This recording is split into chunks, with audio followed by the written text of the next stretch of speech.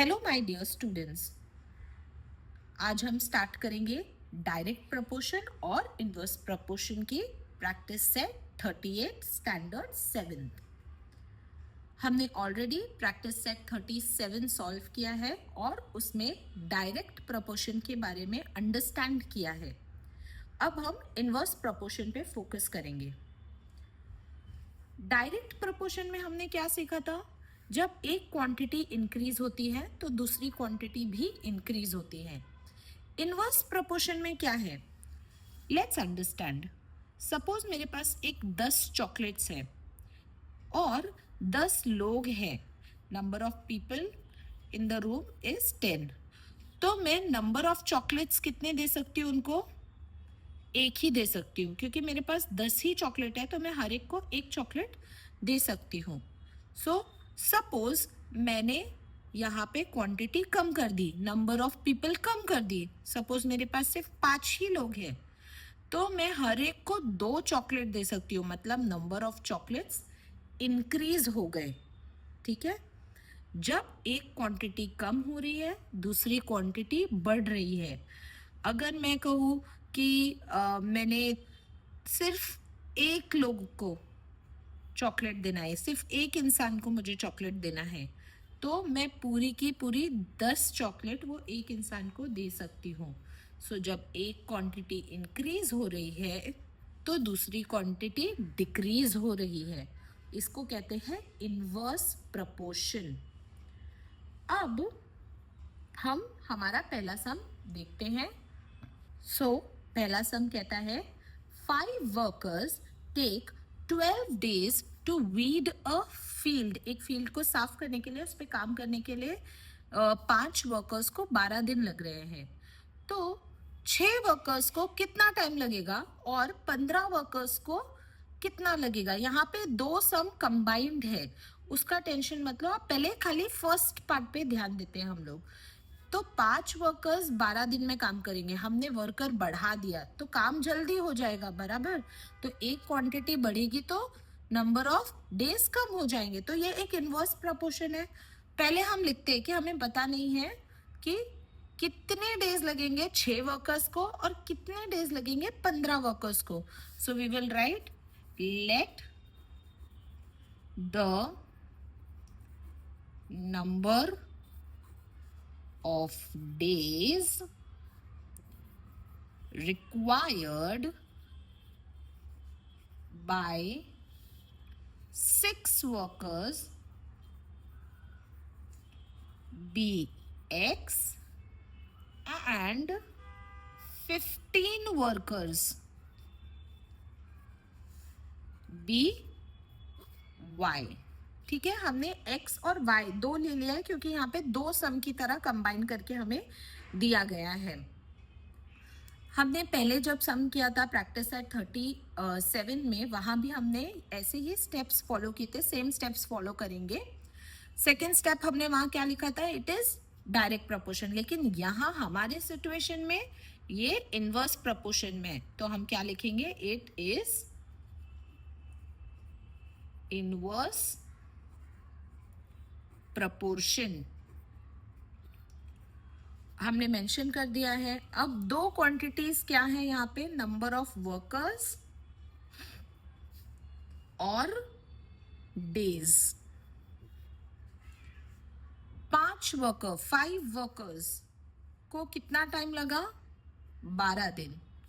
और 6 वर्कर्स को कितना टाइम लगा? हमने लिया है x। क्योंकि ये एक इनवर्स प्रपोर्शन है, हम क्रॉस मल्टीप्लाई नहीं करेंगे।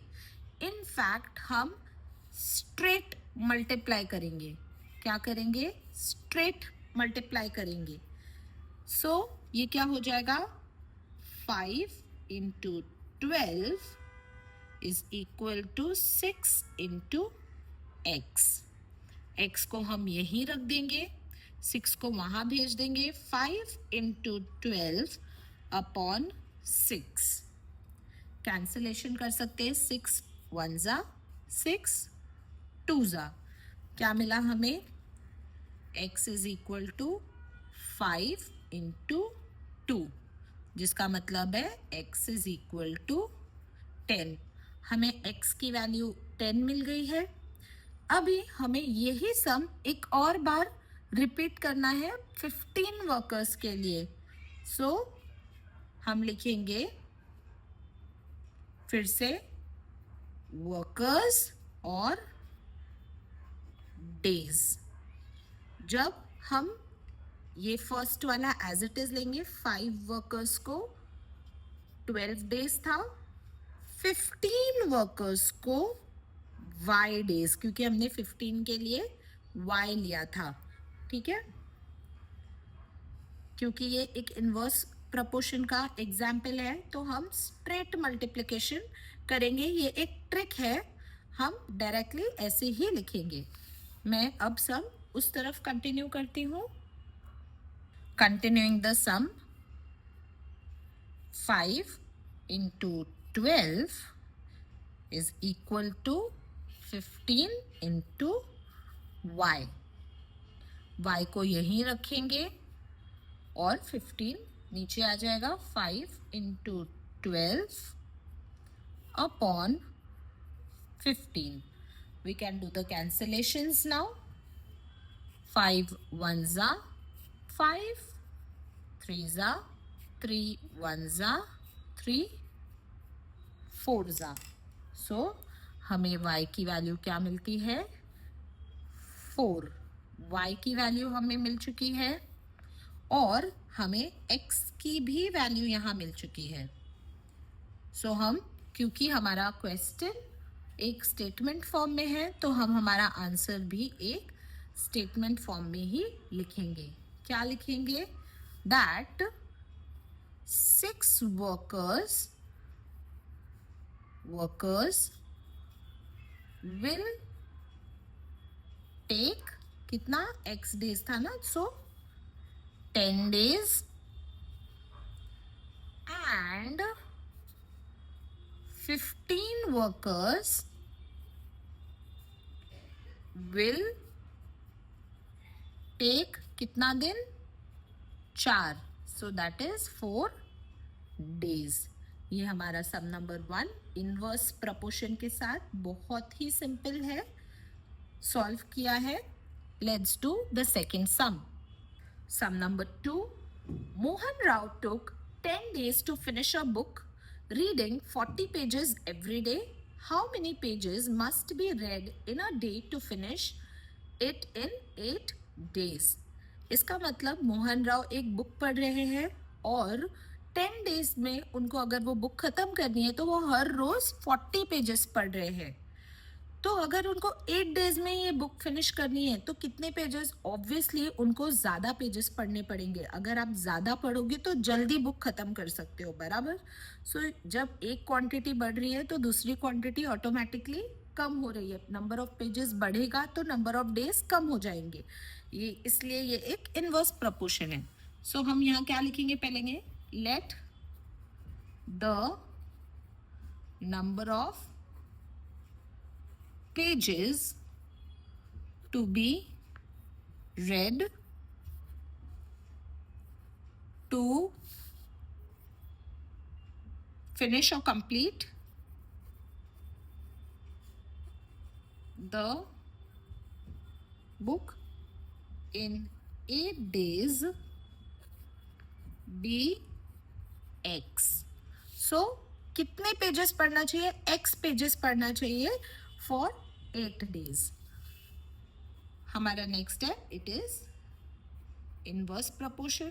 प्रपोर्शन मेंशन करने से इजी हो जाता है, क्योंकि कभी कभी एग्जाम में 1 मार्क के लिए ऐसे क्वेश्चन भी आते हैं, identify the proportion.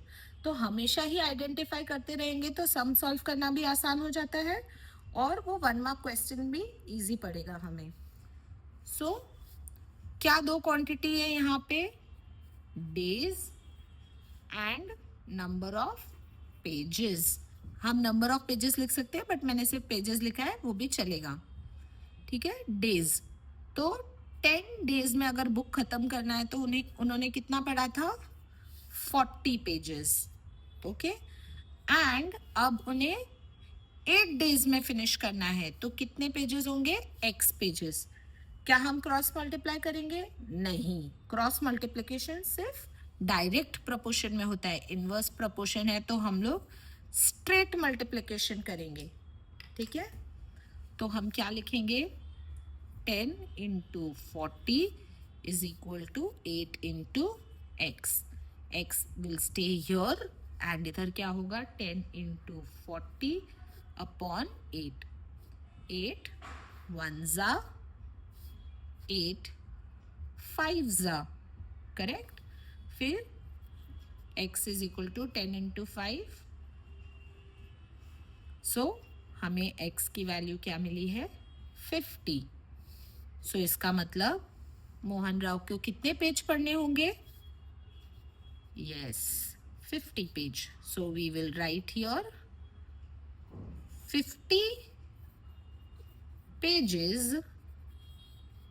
must be read to finish or complete the book in 8 days. Easy? Let's move to the next one. Sum number 3. Mary cycles at 6 km per hour. How long will she take to reach her aunt's house, which is 12 kilometers away? If she cycles at a speed of 4 kilometers, how long would she take? So यहाँ पे दो scenarios हैं।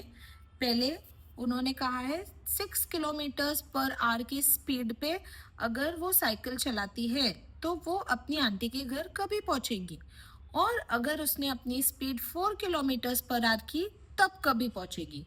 ये वाला सम हम जैसे पहले sums करते थे वैसे नहीं करेंगे, थोड़ा डिफरेंट अप्रोच लेंगे। क्यों? क्योंकि यहाँ पे स्पीड, डिस्टेंस और टाइम के बारे में कहा गया है, तो हम स्पीड का फॉर्मूला यूज करेंगे, ठीक है। सो यहाँ पे क्योंकि दो सिचुएशंस दी हुई है तो हम दोनों ही सिचुएशन सॉल्व करेंगे। पहली सिचुएशन लिखते हैं, व्हेन स्पीड क्या है? 6 किलोमीटर्स पर आवर होगी। जब पहले स्पीड 6 किलोमीटर्स पर आवर होगी और डिस्टेंस कितना है? आंटी का घर कितना दूर है? डिस्टेंस है 12 किलोमीटर्स। तब हमें क्या ढूंढना है? टाइम कितना लगेगा। सिंपल। सो हम 4 किलोमीटर्स का बाद में देखते हैं, पहले इतना सॉल्व करके अंडरस्टैंड करते हैं। स्पीड का क्या फॉर्मूला है? स्पीड का फॉर्मूला है डिस्टेंस अपॉन टाइम। अब स्पीड तो हमें दिया है 6 और डिस्टेंस दिया है 12, टाइम हमें नहीं पता है तो हम एज इट इज लिखेंगे। अब ये ऊपर जा सकता है और ये नीचे, ये इधर डिवीजन में वहां जाके मल्टीप्लाई हो जाएगा, ये अगेन न्यूमरेटर में तो डिनोमिनेटर में आ जाएगा। सो वो कर लेते हैं rearrange. Time is equal to 12 upon 6। Cancellations करेंगे, 6 1 जा 6 2 जा। सो हमें टाइम क्या मिलता है? टाइम मिलता है 2। What? Because it is kilometres per our. यहाँ पे आर दिया हुआ है तो हम यहाँ पे भी आर लिखेंगे। सेकेंड सिनेरियो क्या है? When speed is 4 kilometres per hour. So हम लिखेंगे when speed is 4 kilometres per hour और डिस्टेंस, आंटी का घर तो उतना ही रहेगा, उसके मैरी की आंटी का घर is not moving and going anywhere, तो वो उतना ही होगा, तो हम लिखेंगे 12 किलोमीटर्स। अब फिर से हम टाइम ढूंढ सकते हैं। सो क्या है formula? Speed is equal to distance upon time. Speed क्या है इस वक्त? 4, डिस्टेंस कितना है? 12, टाइम हमें नहीं पता है तो हम ऐसे ही लिखेंगे। रीअरेंज कर लेंगे तो क्या आएगा? Time is equal to 12 upon 4। 4 नीचे आएगा, टाइम ऊपर चला गया है। 4 1 जा 4 3 जा, सो हमें टाइम क्या मिला 3 और क्या आवर्स। सो फाइनल आंसर में क्या लिखेंगे,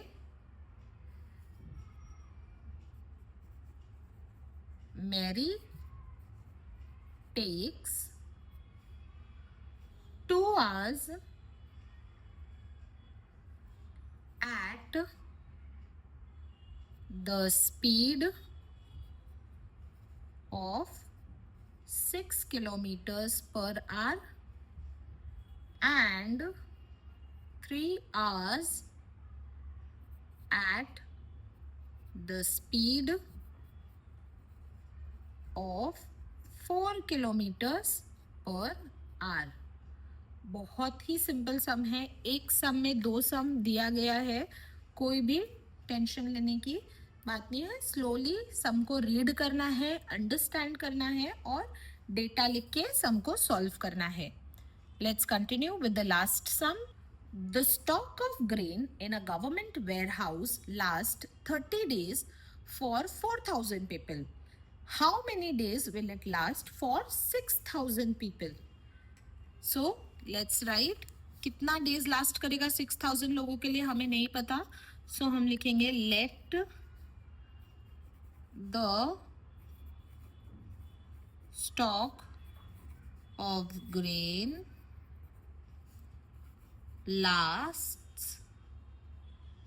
X days for 6,000 people। हमें नहीं पता है तो हमने x लिया है। तो अब यहाँ पे 2 क्वांटिटी क्या है उसके पहले हमें डिसाइड करना है ये डायरेक्ट प्रोपोर्शन है या इनवर्स प्रोपोर्शन है। सो सपोज एक अमाउंट ऑफ ग्रेन रखा हुआ है, उसमें 4,000 लोग खा सकते हैं आराम से, लेकिन अगर लोग बढ़ गए तो ऑब्वियसली वो जो ग्रेन है वो कम पड़ जाएगा, क्योंकि लोग ज़्यादा है तो वो ज़्यादा खाएंगे तो उनको वो अनाज वो ग्रेन कम पड़ जाएगा। सो ये एक क्वांटिटी बढ़ रही है तो दूसरी कम हो रही है, तो इट इज इनवर्स प्रोपोर्शन।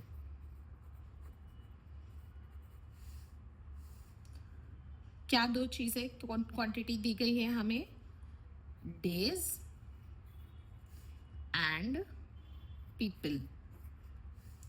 कितना 30 डेज के लिए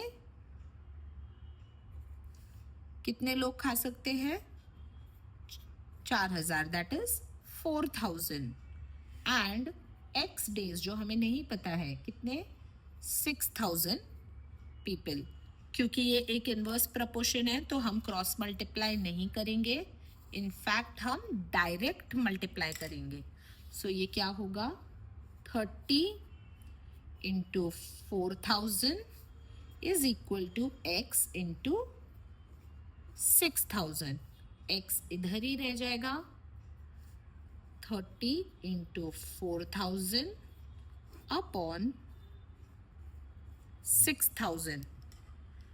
यहाँ के 3 zeros कट और यहाँ के भी 3 zeros कट हो गए। अब 6 1 जा 6 5 जा, what is remaining, x is equal to 5 into 4 जो कि है 20। x की वैल्यू हमें 20 मिली है। सो हम हमारे फाइनल आंसर में क्या लिखेंगे,